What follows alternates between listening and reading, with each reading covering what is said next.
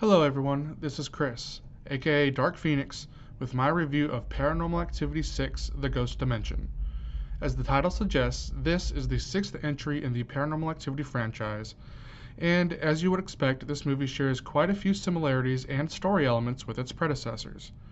Things like jump scares and subtle clues to the series' overall story are scattered throughout the movie and are mostly well done.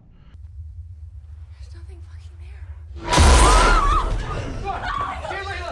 The characters are relatively shallow, which is okay for this type of horror movie, which focuses more on the scares than the character development.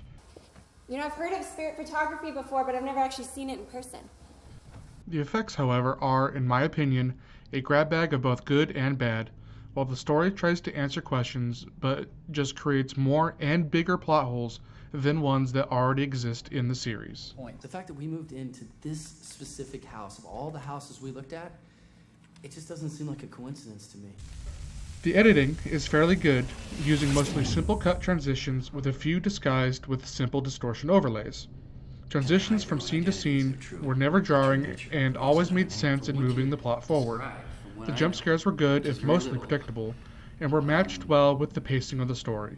The use of particle effects is impressive at first, but quickly became overused and led to what I feel were cheap attempts to scare the audience, which dulled the impact of the better scare moments.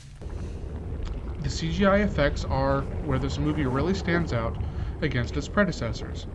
Some of the effects, while not really scary, such as this Shadow Man, are well done. Other effects don't blend well with the scene, such as this shot of Toby looking like rubber falling from the ceiling. The worst scene has to be the ending, where Toby is brought into our world and trapped. I personally think this scene from Poltergeist looks better, and my wife was reminded of Slimer from the Ghostbusters.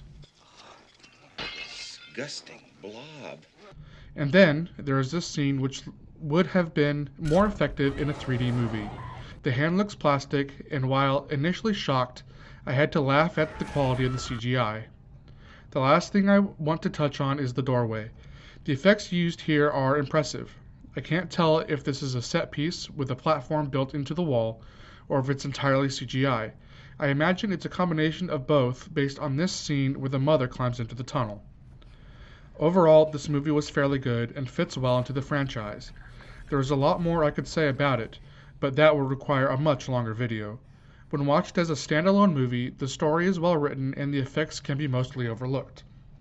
When watched as part of the Paranormal Activity series, problems begin to appear which I didn't cover, and plot holes open up in ways that I'm not sure can be fixed with the upcoming 7th installment. Nothing looks like this camera. Traditionally has 3 picture tubes, right?